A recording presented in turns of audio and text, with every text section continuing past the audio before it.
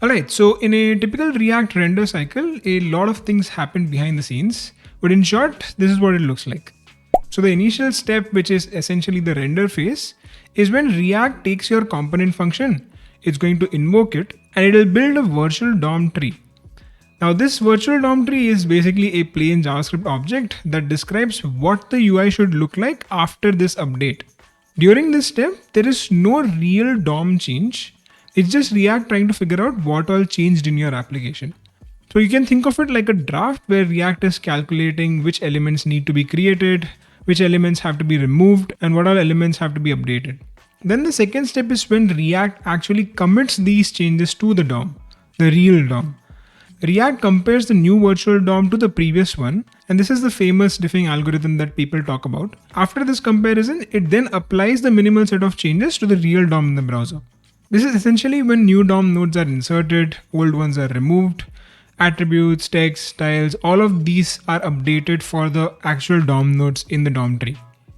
After the commit phase, the DOM is now up to date, but the browser still has not painted it on the screen yet. So DOM is like an object.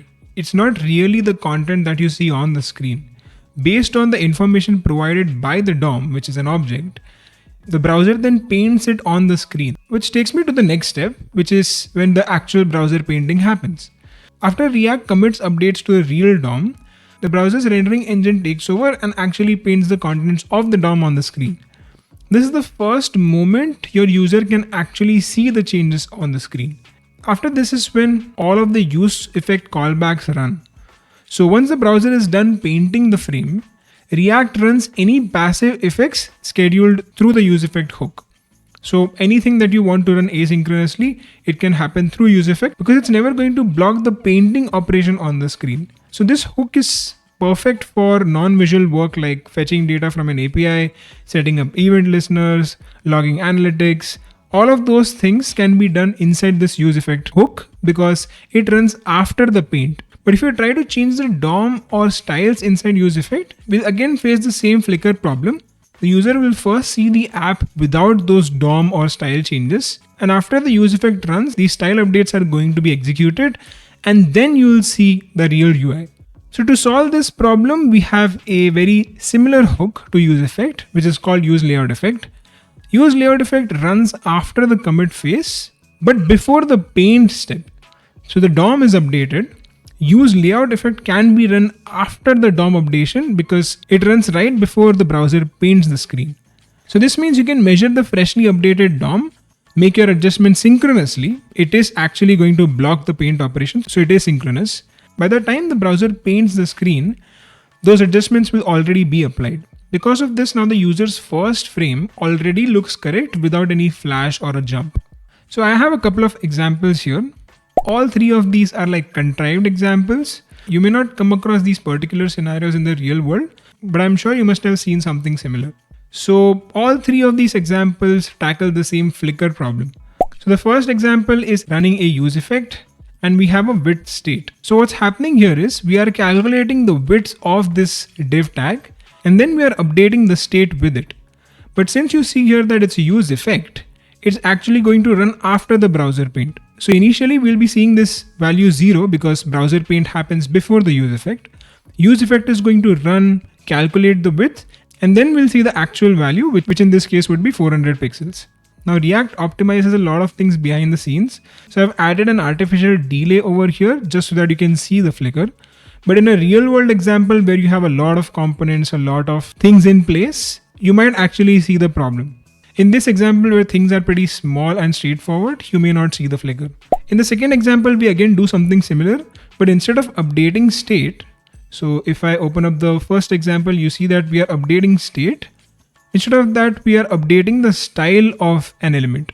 So we have this element here, and initially the background color of the component is this, but I actually want to set it to this color. So since it's inside a useEffect, again, it's going to happen after the paint. So initially you'll see this color and after a split second, you're going to see this color. Again, for the sake of this example, I've added an artificial delay so that you can actually see the flicker. Finally, the third example is where we play with the scroll height. So what I've done here is simulated like a chat box wherein you have a bunch of messages and I want to keep the scroll to the very bottom of that container. So I would ideally want to see the most recent messages, which normally are at the bottom of the container. So I want it to be scrolled to the very bottom right away. I don't want it to be at the top and then see the scroll happening on the screen. That will happen in this case because the position has not been set till now. It happens here, and this is inside a useEffect, so it happens after the browser paint, and you know the rest. So you will see the topmost message initially, and then it's going to scroll down to the bottom. So let me open up the browser and show you what it looks like. So you can see here that we have all three of these examples. The example 1 has a width of 400. You have the content with the color populated already, and we are at the bottom of the container in the scroll example. Now what I'll do is I'll reload this app. And if you notice, initially the width of this container was set to 0 because the useEffect had not run before the first browser paint. Similarly, for this content, the color was same as this color. Only after the useEffect, it actually converted it back to the color that we wanted. And for this scroll example, again, it was at the top of the container and then it eventually scrolled down to the bottom. I'll reload it once again so that you can see it properly. Yeah, so you clearly see the flicker problem. So to solve this problem, all we have to do is replace all of the useEffects with useLayoutEffect. So I'll go back to my example and let's replace this with useLayoutEffect. Now if I go back to the browser and reload this, you'll see that there's no flicker. So all of these problems have now been solved, the main flicker flash issue that we had, with the help of a simple change, which is moving things from useEffect to useLayoutEffect. So this is the problem that useLayoutEffect tries to solve, but there are a few caveats that you have to consider when using this hook. So if you see here, useLayoutEffect really doesn't help you with any functional problem. It's not trying to fix anything. So basically कोई भी application का अगर 19-20 का फर्क होगा where you have this flicker problem, it is going to help you with that. If you want a component to be in its final state right away, you can handle that, and most of the times it's something related to the layout of that component, like style or calculating the size of a component and doing something with it. If you want to do that, then you can use LayoutEffect, and again, it's not really going to fix anything for you.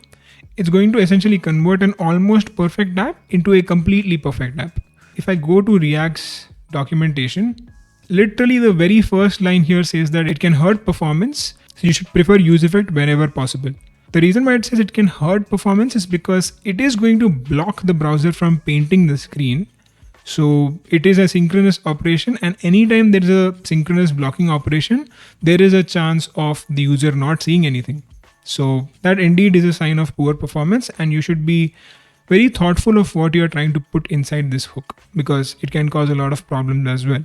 So again, as React says, try to use useEffect over useLayoutEffect as much as possible, and only when you have to do certain style related things with the DOM where the user experience can be made better, you should go for useLayoutEffect. And yeah, that's pretty much it for this video. This was a short one because the use case for useLayoutEffect is pretty straightforward.